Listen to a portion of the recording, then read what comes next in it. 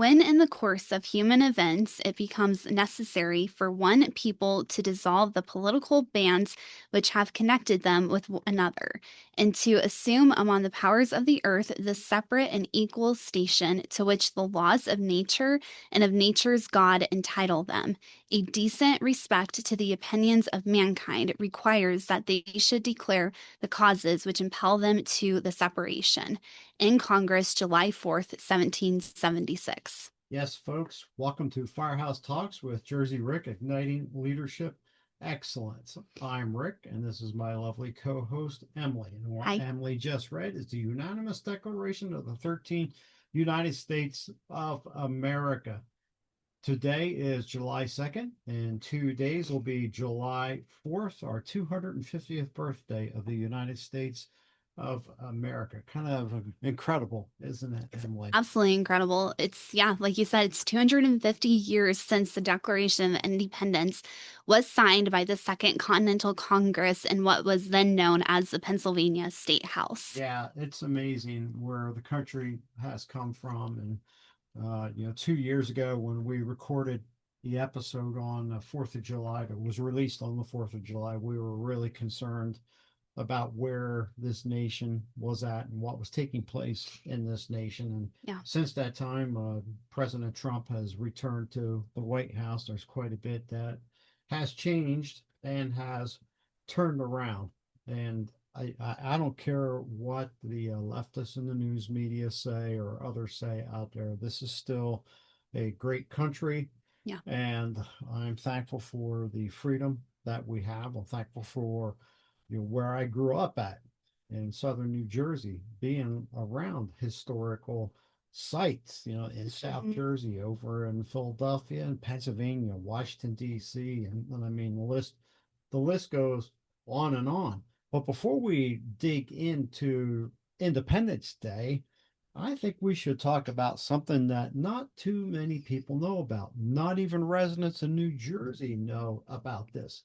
You've heard of the Boston Tea Party, haven't you? Yeah. Yeah, Oh, yeah. yeah. A lot of people have heard of the Boston Tea Party, but a lot of people do not realize that there was another Tea Party that took place in Greenwich, New Jersey, which is in Cumberland County. I also was Interesting. born and raised in Cumberland County. Yeah, yeah, it is interesting. And this Tea Party took place on the evening of Thursday, December 22nd, 1774. And Mm. what led to it is the Boston Tea Party had already occurred, and a British ship was sailing up the Delaware Bay, and they'd had word that the tea had been tossed overboard in Boston. And so the skipper of the British brig called the Greyhound decided to sail up the Cohansey River.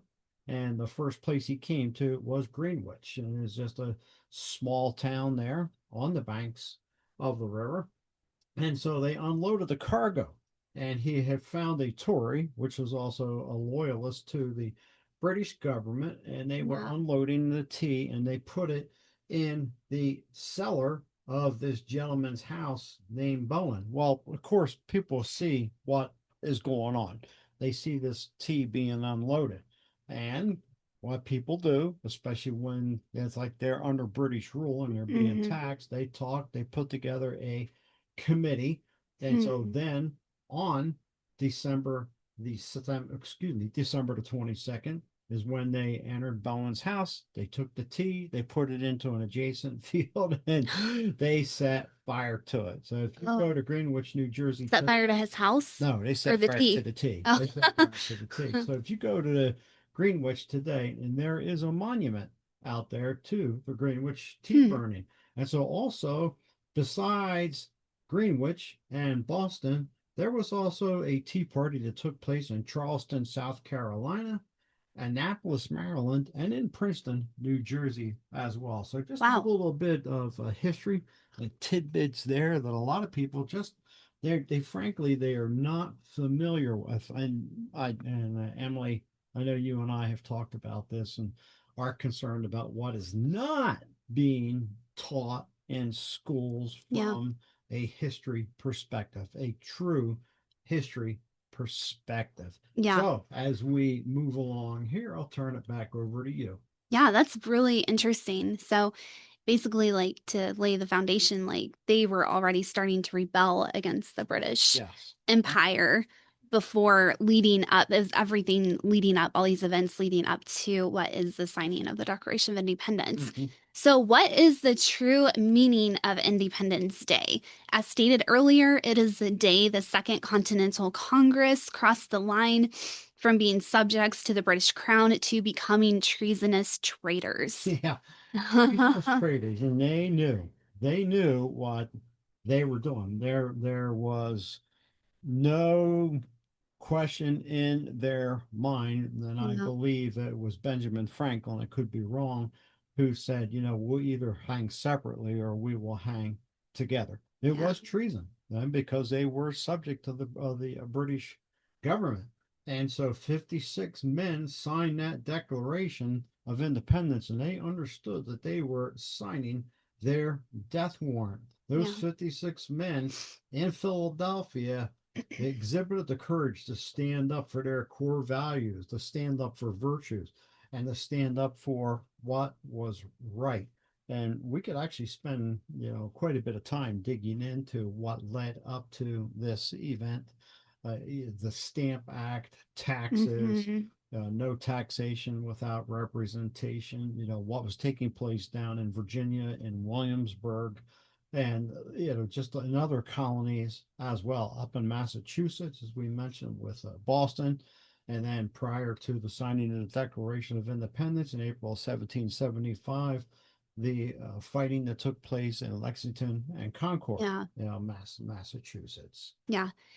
I think there's an interesting tidbit, just like a little history side note, that when they needed like the final vote for the Declaration of Independence to go forward with, they had to like get the Delaware congressman like off of his deathbed literally Yeah, to drag him to Philly to vote in person because otherwise they didn't have enough votes. There's like so much that yeah, went that into it. delegate was on his deathbed. He was very ill, and he came up, on horseback in the rain. Hmm. And something else that a lot of people do not recognize, again, because of things not being taught in school, is it took time for the delegates of the Continental Congress delegates to get to Philadelphia.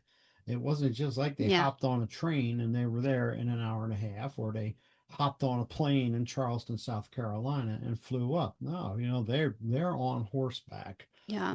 riding up there to Philadelphia. And we've been to Independence Hall in Philly, and these men are working in June and July. Hmm. No air conditioning. It's stifling hot, Yeah. high humidity.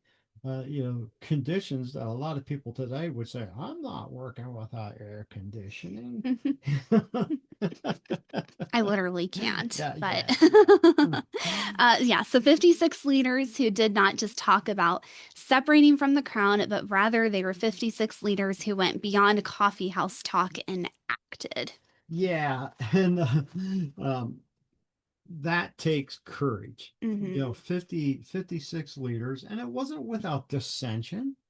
I mean, when you're talking about separating from the mother country, you're talking about going against King George III.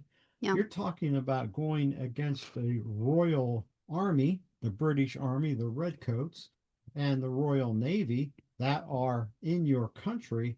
Is yeah, that is serious stuff. And then also, you don't know who is listening in that is loyal to the British Hmm. government that's going to go tip it off and say, hey, this is what I heard today in conversation down at the local coffee house.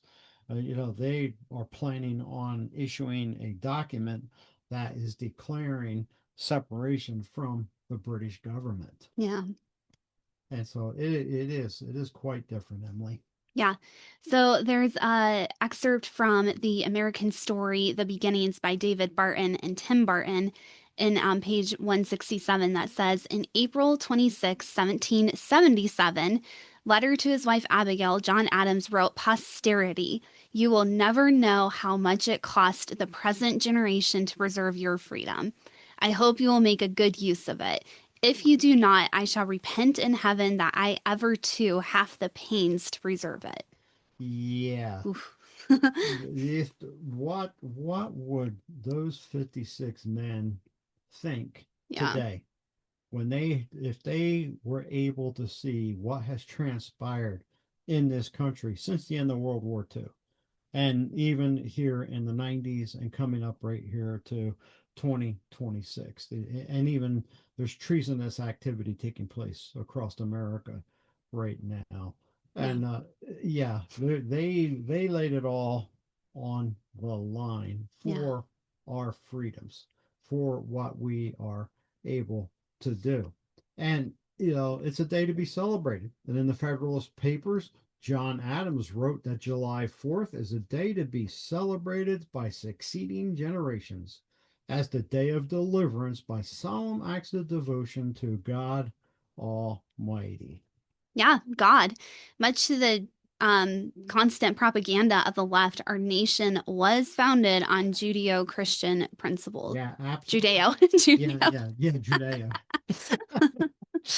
I even told myself how to pronounce that, and yeah, it just didn't happen. Yeah, so does that mean the United States of America is a Christian nation?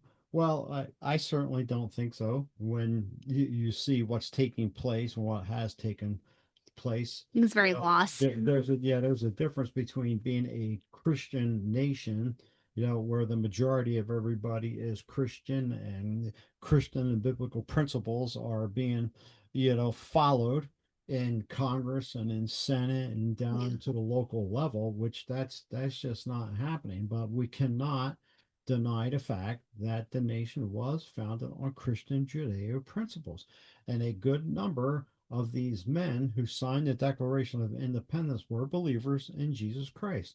And so were others at the time. Recently, we watched the movie. It was the about Benjamin Franklin and George Whitfield Yeah. called, the Greatest Awakening. I believe that was the correct The title. Great Awakening. Yeah, the Great Awakening. And so, the left wants to deny the fact that this ever occurred. And it's there. It's in primary source documents. And there are people out there who want to go back and they want to, edit that stuff out and say, no, no, that was never said. No, they never meant that. Yes, they did. Yeah. They did mean it. And I think they had just an overall appreciation and honor of God. mhm. Maybe some didn't believe in him, like unfortunately, like Benjamin Franklin, but he at least like knew that he did exist. He just didn't believe him for himself. Right, right. Yeah, you're right, Emily. And I think that's what's like different in this day of age is that like honor and reverence has like just gone out the you're window. right. It has. It's out the window. It has evaporated, and it has evaporated under, the guise of, this is not necessary. We don't need this, and a lot of humanistic philosophies. Hmm. We could take care of ourselves and so forth and so on, like that. And that's just not the case. Yeah. And so, what else do we want to talk about here with this? Hmm.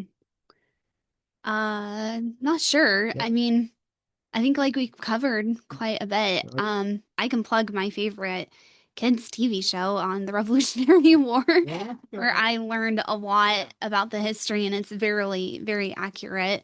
It's called Liberty Kids. Well, Highly talk about recommend that. it. Talk about that, Emily. Yeah, it's like the perspective of three different kids. One, the who work for Benjamin Franklin's journalists company. And one of the characters, he's like a total patriot. He's like down with the Tories. He hates the British Empire. And so he wants to become a reporter and follow George Washington and the Continental Congress as well and like talk about it from that point of view. But then someone else comes in who's a friend of Benjamin Franklin and she is from England. And so she is kind of very much loyal to the crown, but then she is warring with herself and seeing like what is happening in the colonies and how the British um, crown is like treating the colonists.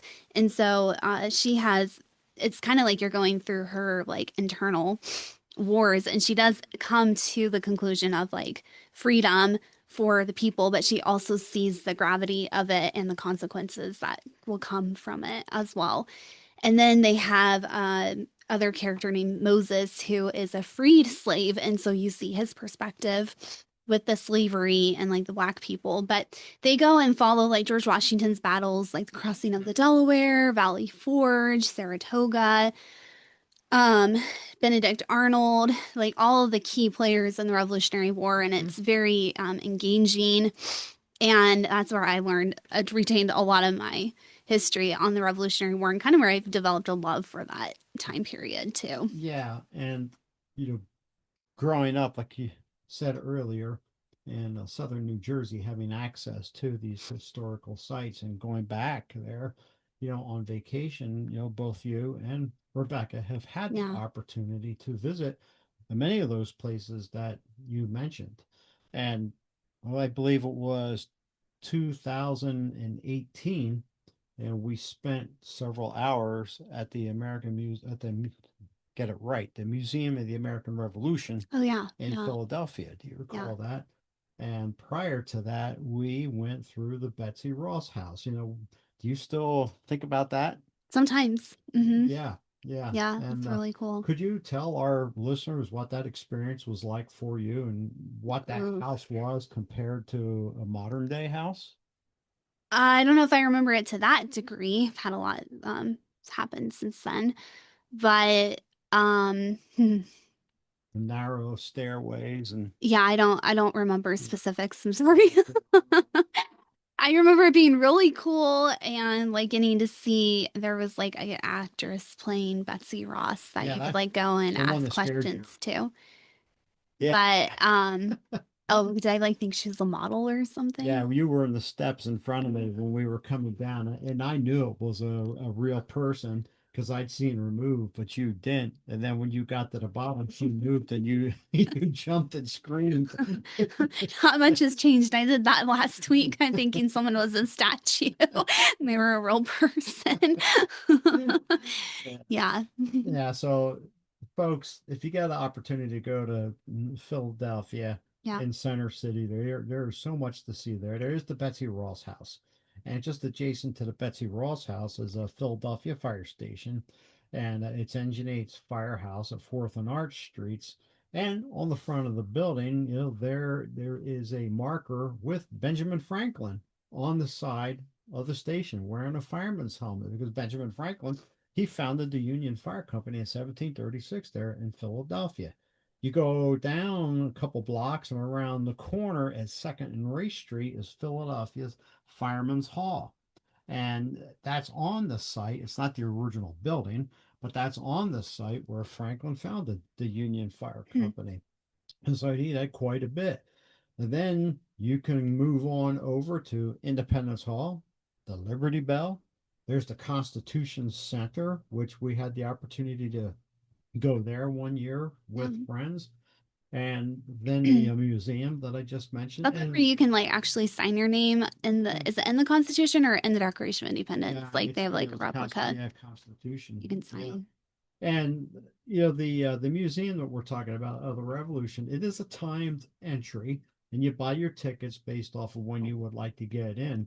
And what we found is we were there for one afternoon, and it really is someplace that, You could be there all day. yeah, you could be there all day. It could be a 2-day visit. Very interactive. Yes, the Constitution Center can be several hours as well. And because so many people are there, you can be waiting in a long line to get into Independence Hall, and then even in a long line too to see the Liberty Bell, which is across the street. So there's just quite a bit in that area right there that's related to the colonial era and the Revolutionary War. And then Yeah.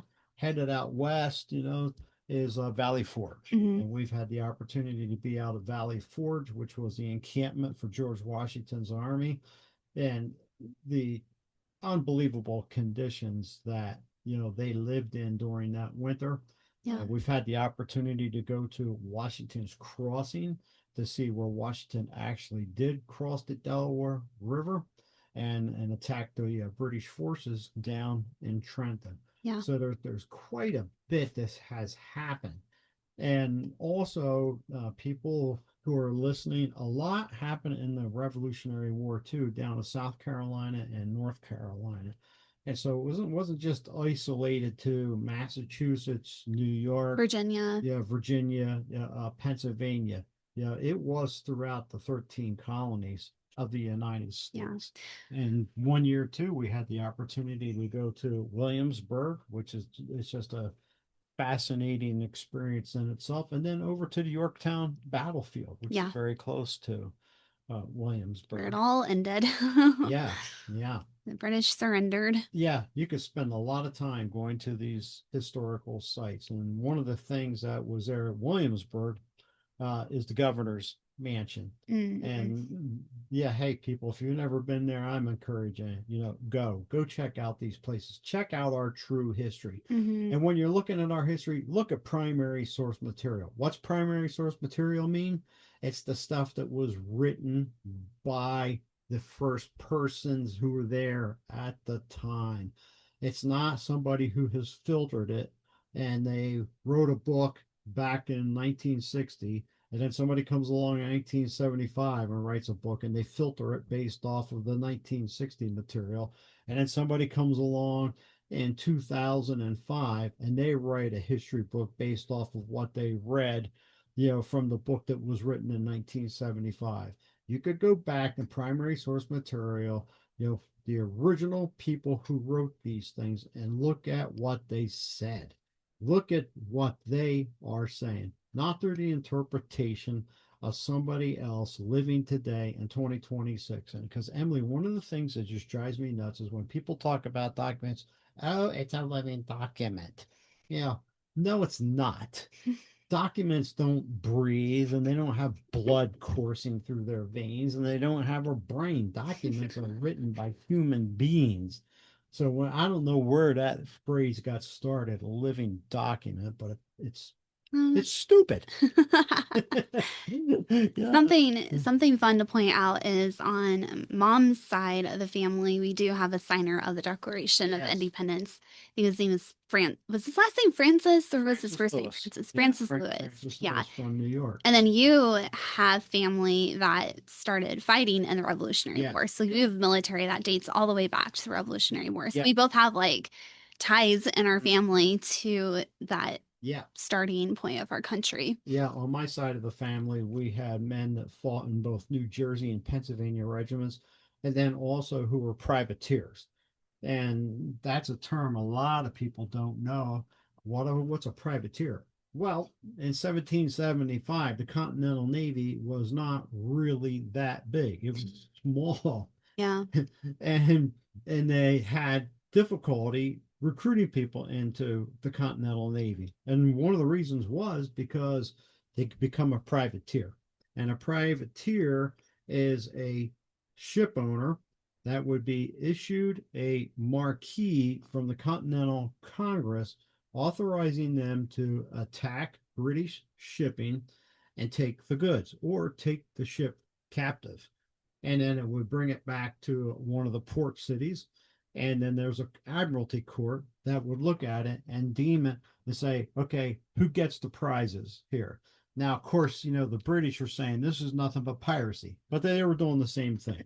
They were doing the absolute same thing themselves. But Yeah. it beefed up the ability to be able to attack the British shipping because the Royal Navy, the song, rule Britannia. Britannia rules the seas. Dan, dan, dan, dan, dan, dan, dan, dan, dan. Well, when you got a navy that's ruling the seas, you got to have somebody that's going to have enough beef to them, and their resources to be able to fight back. Yeah. And that's pretty gutsy in and of itself. When you talk about, some ship owners and they're putting some artillery pieces on their ships and they're arming their men. And it's like, okay, let's go out here for the British ships. So yeah, it's a dangerous thing. Yeah. So Well, I think as we wrap up, we just want to tell our listeners one, have a wonderful 4th of July. Yes. This is a really big deal. So, if you can find having America be 250 years old, so there's a lot of different celebrations taking place around the country. Um, so if you can find like something to participate in to make it more special, do that. But also like just take time to remember like freedom truly isn't free. And there was a cost that came to these signers of the Declaration of Independence. It wasn't just a signature. The signature meant so much more. It meant that they lost their livelihood. Some of their wives were imprisoned. They were later imprisoned and tortured. There was a huge cost to what we have now as our freedom. And so just be mindful of that. And also, like, even our military to this day, keeping us free. So, Yeah. And I remember the bicentennial in 1976. I spent it in boot camp. that's So I missed the big memorable. celebrations. Yeah, I missed the big celebrations then. Didn't give you fireworks in boot camp. Yeah, no, they didn't. And recently on our way back from North Carolina, we stopped in Abilene, Kansas, Mhm. at the Dwight D. Eisenhower Library and Museum. And of course, probably should mention who he was because there may be people listening. Who's that? Well, General Eisenhower. He was the supreme commander of the Allied forces when Normandy in France was invaded on June 6, 1944. And then he went on to be a two-term president here in the United States. But one of the cool things that we saw in the visitor center is the official White House Christmas ornament. And normally won't spend that kind of money on a Christmas ornament, but on one side is the Declaration of Independence, Mhm. and on the other side it commemorates the 250th birthday of the United States. That's cool. So we didn't wait until Christmas time to put up a tree and hang it. I found a spot upstairs in the house to hang it up so we can remember that and just celebrate that and then have that as a memento of 250 years. So, Emily, as we wrap up here, this episode, do you have anything else to say? No, just happy birthday, America. Okay. Oh, and one thing too, folks, as we are wrapping up, those of you who are regular listeners, Emily's not always been on when I've been interviewing people, and that's because of our schedules. Yeah. And it's easier when there's two of us meshing schedules, but now when we bring a third person into it, and a third person, uh, the majority of these people that we have interviewed are in a different time zone. Mhm. And so that creates scheduling issues. And Emily's got a business that she's running. And so those are times when she just cannot be on the podcast to take part in the interview. So wanted to talk about that for those of you who say, hey, she's been missing, but now she's back. What's the story? Well, that's the That's story. the That's story. the story there. We'll So be back when it's just us or if I'm needed yeah. for interviews, but Well, you're always new. Yeah. Oh, hey, and for those who are living in the northern Colorado area, southern Wyoming, Emily's making special cake pops for the 250th birthday of the United yep. States of America. So you can reach out to her. For those of you who are not in those areas, you're missing out. Yeah, sorry. I And can't help you. yeah, we can't help you because the Colorado law prohibits her from shipping them out of state. Yeah. All right. Well, folks, thanks for tuning in and thanks for listening. We got some interesting episodes coming up that people that have interviewed, and one of them is going to be a former FBI agent. He was a pastor first and then went into the FBI. You'll want to listen to Yeah. him. And then another one is a retired captain from the Dearborn, Michigan Fire Department who has authored a book. And so, listen, if you've liked this episode, please like it and share it. Look up my website in the show notes to see the services that I provide. And until next time, we'll see you later. So long. Bye.